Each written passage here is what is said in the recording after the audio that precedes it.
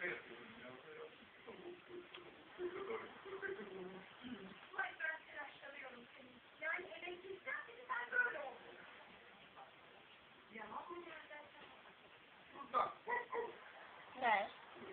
What's the first word you're going to make it say?